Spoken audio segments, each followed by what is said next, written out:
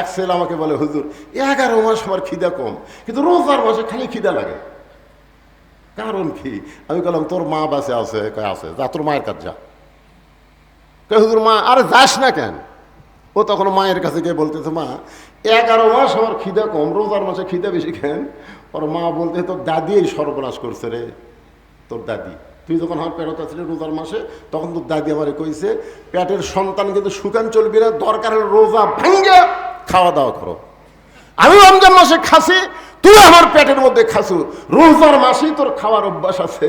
এই জন্য একজন নেপোলিয়ন বলেছে, ভালো একটা সন্তান যদি চাও, ভালো একটা বাপের দরকার না, ভালো একটা মায়ের দরকার। জোরে কোন কথা ঠিক কি না? আজকে পর্দার অন্তরালে যে সমস্ত মায়েরা বসে আছেন, ও মায়েরা, খালি সিজার করে বাচ্চা নেওয়া চলবে না, নরমালে বাচ্চা নেওয়া লাগবে। জোরে কোন কথা ঠিক কি না? এখন আর সিজার। আমি 10 জন বড় ডাক্তারও বলছি, ভাই আপনার ডাক্তার আপনাকে সন্তানকে, আমার 2 জন, আমার 3 জন, আচ্ছা এই বাচ্চাগুলো কি সিজার করা হচ্ছে? ডাক্তার কয়, হুজুর যে কি কয়, কোনো ভালো ডাক্তার তার বউকে সিজার করায় না, কারণ সিজার করলে বাচ্চারও ক্ষতি, মায়েরও ক্ষতি। তাহলে কি বুঝলেন? ডাক্তারের বইয়ের সিজার লাগে না। যেরকম কি লাগে না? কথা কন না কেন? ডাক্তারের বইয়ের কি লাগে না? আর মৌলানার বাড়িতে কোনোদিন মিলাদ হয় না।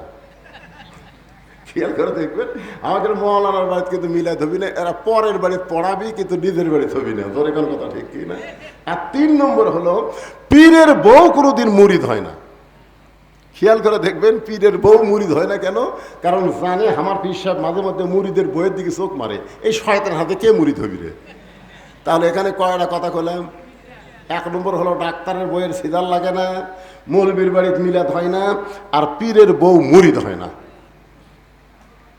সিজার করলে কি ক্ষতি কন্ত?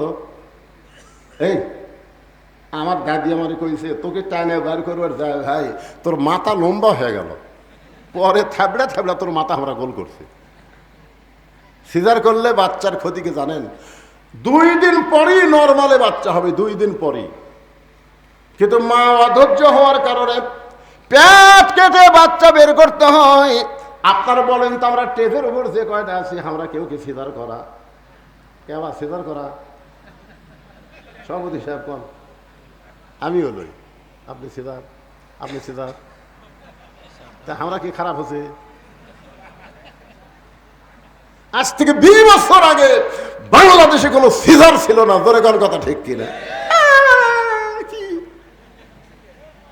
আর মায়েদেরকে অনুরোধ করতেছে, মা কি বলবো প্রসবের কথা, মা বিনে সেই ব্যথা কেউ তো বুঝিবে না। মাজন ঠিকিয়া সন্তানের দায়, অকালে মা মারা যায়, কেন সে মায়ের ভক্তি করো না? এমন দরদি ভবে কেউ হবে না আমার মা গো।